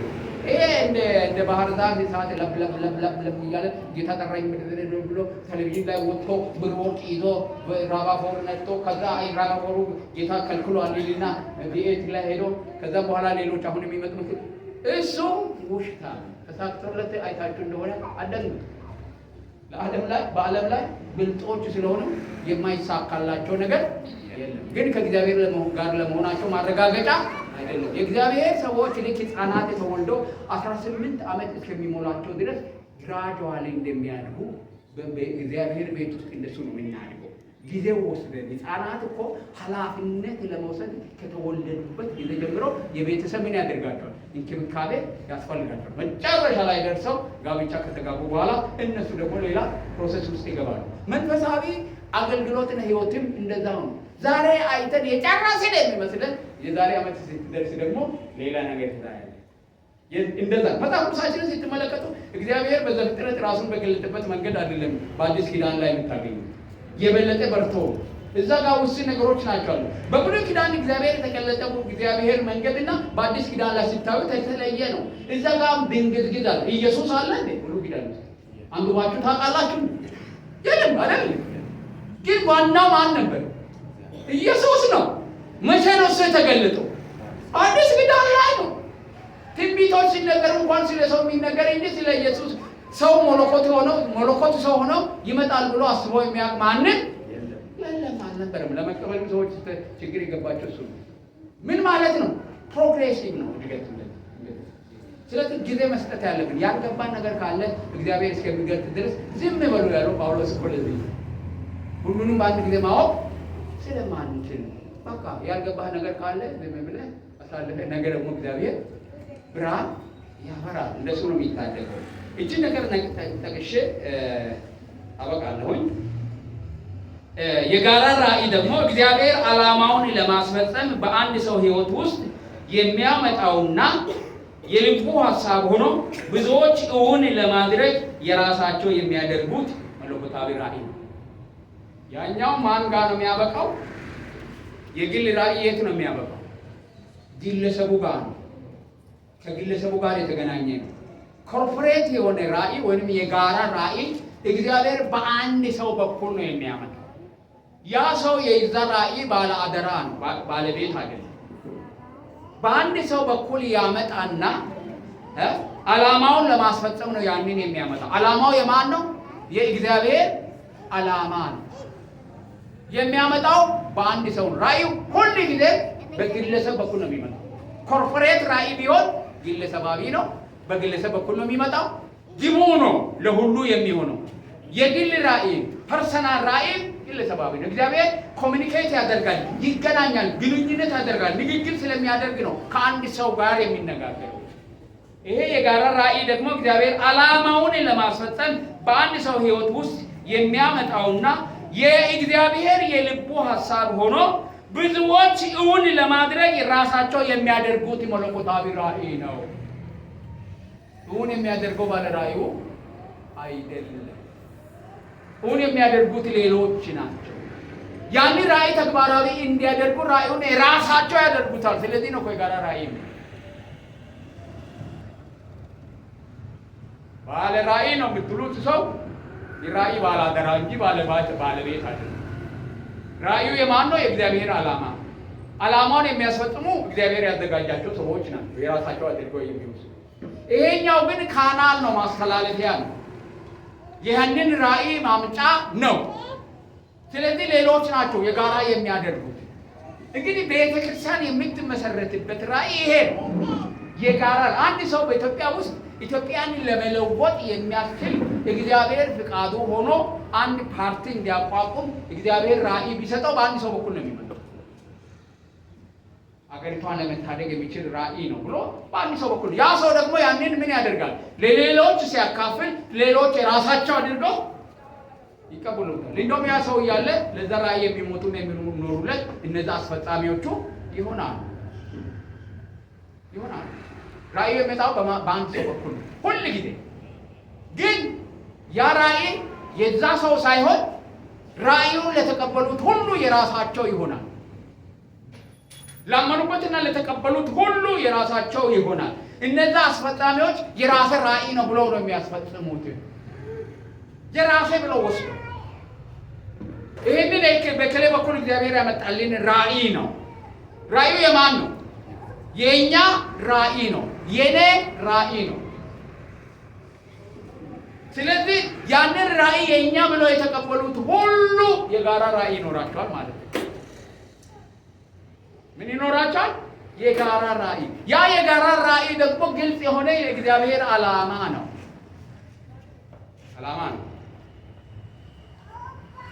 እግዚአብሔር ቤተ ክርስቲያንን እንድንመሰርት ራእይ አይሰጠኝ። ምክንያቱም ቤተ ክርስቲያን ምን ሆናለች? ተመስርታለች። መቼ ነው የተመሰረተች? በጴንጤቆስጤ ቀን የአዲስ ኪዳን ቤተ ክርስቲያን ተመስርታለች። ነገር ግን እግዚአብሔር የዛች ቤተ ክርስቲያንን ተልእኮ ፈጥኖ በተለየ መንገድ ይሁን ለማድረግ ለሰዎች የተለየ መንገድ ያሳያል። ተልእኮ የማን ነው? የቤተ ክርስቲያን ነው። የየትኛው ቤተ ክርስቲያን? የቀድሞ የተተከለችው ቤተ ክርስቲያን። ነገር ግን የዛችን ቤተ ክርስቲያን ተልእኮ እግዚአብሔር ተልእኮ ሰጥቷታል። ተልእኮ አላት፣ ዝርዝር ተልእኮ አላት ቤተ ክርስቲያን የተመሰረተ። ያንን ተግባራዊ ለማድረግ የሚያስችል መንገድ ያሳያል። ያ መንገድ ነው ራእይ የሚሆነው። ሁላችንም በቤተ ክርስቲያን ውስጥ ያለን፣ በሁሉ ቤተ ክርስቲያን ውስጥ ያለን በተመሰረተች ክርስቶስ በመሰረታት ቤተ ክርስቲያን ውስጥ ነው ያለን። ስለዚህ ቤተ ክርስቲያንን እንድንመሰርት አይደለም። ክርስቶስ የመሰረታት ቤተ ክርስቲያን የወንጌል ስርጭትንና ደቀ መዝሙርት የማድረግን አገልግሎት በተሳለጠና በተለየ መንገድ ማከናወን እንድትችል እግዚአብሔር የሚያሳየው መንገድ ነው። ሌላ አድርገን በቃ ባለ ላይ ከእግዚአብሔር ጋር ተኝተው የሚያድር የሚውል በቃ ተቀባይ ተለቀለቀ አስሮም ስሜት ሰው ነው። እንደማንኛውም ደካማ ሰው የሰው ሰው ነው። በዛ ውስጥ እግዚአብሔር ሐሳቡን ያመጣል። ሐሳቡን ሼር ለሌሎች የማድረግ ብቃት ስለሚኖረው ለሌሎች ሲያካፍል ሌሎች ተቀብለው ተግባራዊ ያደርጉታል። ያ የጋራ ራእይ ነው። የጋራ ራእይ የሚባለው ሁሉም በአንድ ጊዜ የሚሰማው፣ ሁሉም ከአንድ ጊዜ ከእግዚአብሔር የሚቀበለው ሳይሆን በአንድ ሰው በኩል እግዚአብሔር ልኮ ሌሎች ደግሞ የራሳችን ያደርጉ። እኔ ጋር ይችን የንጉሳዊ ቤተክርስቲያንን ራእይ እግዚአብሔር ሲሰጠኝ መጀመሪያ ሼር ያደረኩት እኔ ለፓስተር ወራ ነው። ፓስተር ወራ ከዛ ቀን ጀምሮ እግዚአብሔር እኔ ተናግሮኝ ነው የመጣው። ራእዩ እኔ ነው ብሎ ነው የተቀበለ። እኔ ተግባራዊ አድርጌያለሁ። ማን ነው ያደረገው?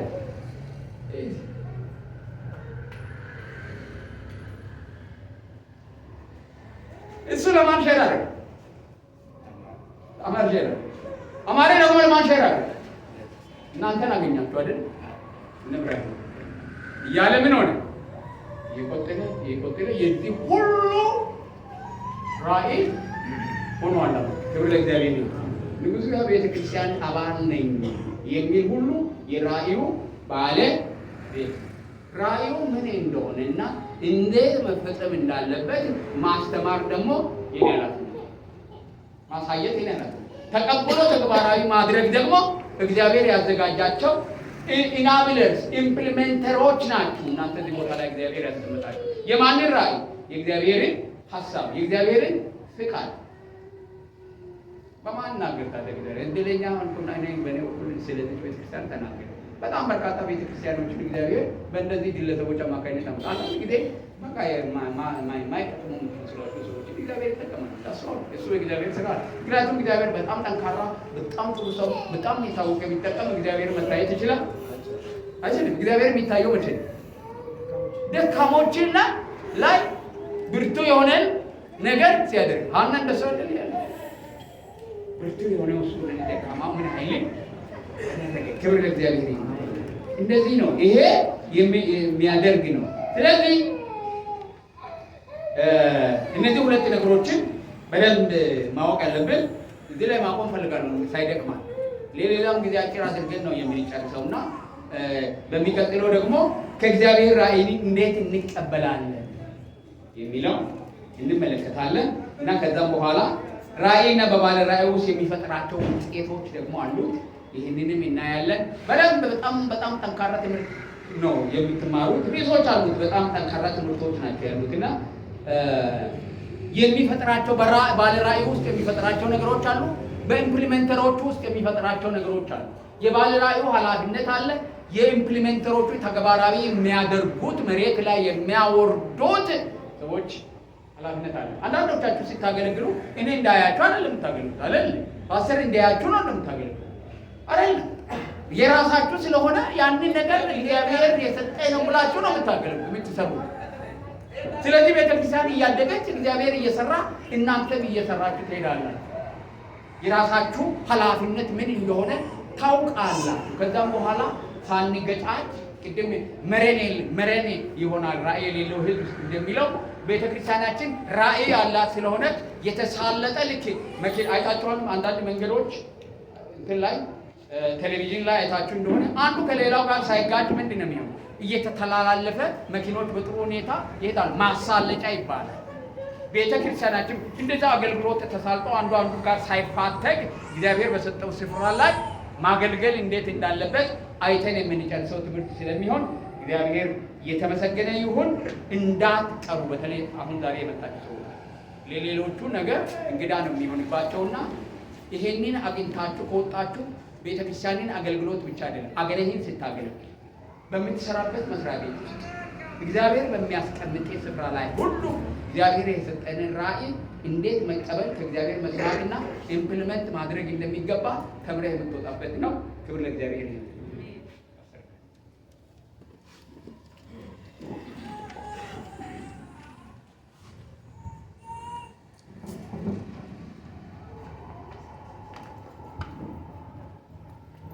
ጌታ ይባረክ። ክብር ለጌታ ይሁን። ጌታ አስተምሮናል፣ መክሮናል እና ትልቅ ነገር ነው እግዚአብሔር እየሰጠን ያለው። ክብር ለኢየሱስ ይሁን። ጌታ ይባረክ። ጌታ ይባረክ። ላይ ነው ሞር ነው ወዳኔ ለማባላ ነው ላይ ነው ሞር የተባረከ ይሁን። አንድ ብዙ እያካፈለ ነው ያለው እና ብዙ ጊዜ የምንሰማው ነገር አለ በአካባቢው ላይ። እናንተም እንደዚህ ያሉ ጥያቄ ልትጠየቁ ትችላላችሁ። በሰመርታ የግለሰብ ቤተክርስቲያን የሚባል ነገር አለ። የት የሚታወቀው በግል ቤተክርስቲያን ነው ወይስ በሌላ ቤተክርስቲያን የሚባል ነገር አለ። ይሄን ለዚህ ምላሽ ለመስጠት አሁን እህትነት የምናገለግለው እና ከባለሙ ቤተክርስቲያን ምን አይነት ቤተክርስቲያን ነው ለይተን እናውቃለንና የግል ቤተክርስቲያን የሚባል ቤተክርስቲያን በምድር ላይ የለም። ምናልባት አንዳንድ ሰዎች ሲጀምሩ እኔ ባለ ራእይ ነኝ ብለው የራሳቸውን ስም ለማጉላት የራሳቸውን ከፍ ለማድረግ በር ላይ ፎቶቸውን ለጥፎ ስማቸውን አድርገው የራሳቸው ለማድረግ ይጥራሉ። እሱ ስህተት ነው። እውነተኛ ቤተክርስቲያን ቅድም እንደተማርነው አንድ ሰው ውስጥ እግዚአብሔር ራእይ የሚሰጠው ለአንድ ሰው የሚሰጠው።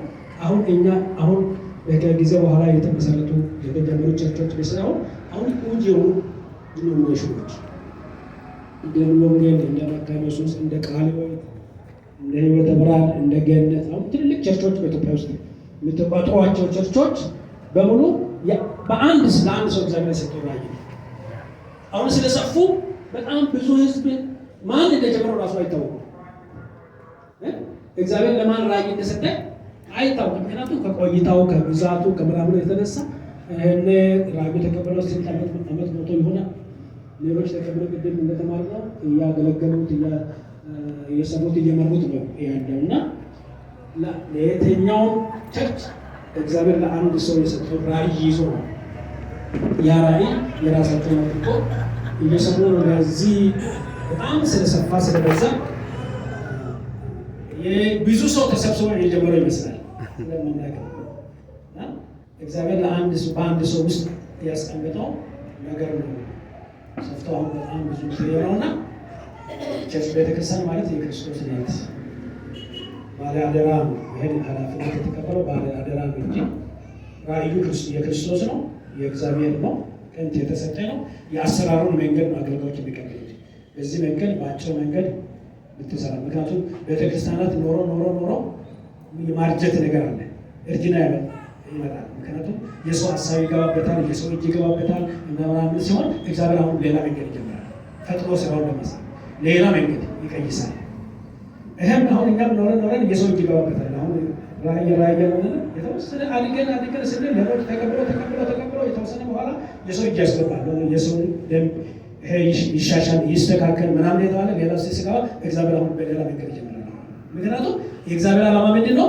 ስራው ተግባራዊ ሆኖ ለእግዚአብሔር ለቤተ ክርስቲያን የሰጠው ተልእኮ ተግባራዊና ውጤት እንዲያመጣ ነው የሚፈልገው እግዚአብሔር እንጂ ከቤተ ክርስቲያን ከስም ጋር ከባለ ራእይ ከእንትና ከምናምን ጋር እግዚአብሔር ጉዳይ ነው።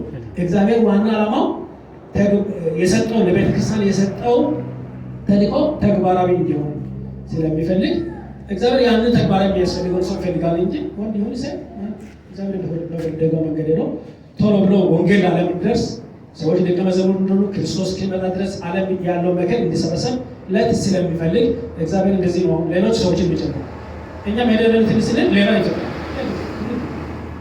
እና እንደዛ ስለሆነ ግል ቤተክርስቲያን ስለተባለ እንደዛ እንዳይመስላችሁ የክርስቶስ ቤተክርስቲያን ነው፣ ራእዩ የጌታ ነው ማለት ነው።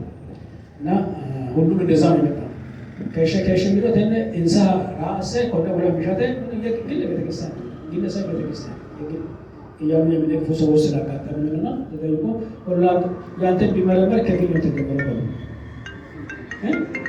አንተን ወደ ኋላ ብናይኖረው እንደዚህ ከስምበር ቸርች ውስጥ ነው ያለው እንጂ እግዚአብሔር እኮ ለሰዎች ነው አይደለም እንደዚህ ተሰጣው ራእይ ተሰጣው እንደዛ ነው። ጌታ ይባረክ እና ጌታ በጣም የትልቅ ነገር እያስተማረን ነው። እንዳትቀሩ እንዳታረፍዱ። አሁን የተነጋገርነው በዚህ ሳምንት የተኛው የዘርፍ ፕሮግራም አይኖርም ብለናል።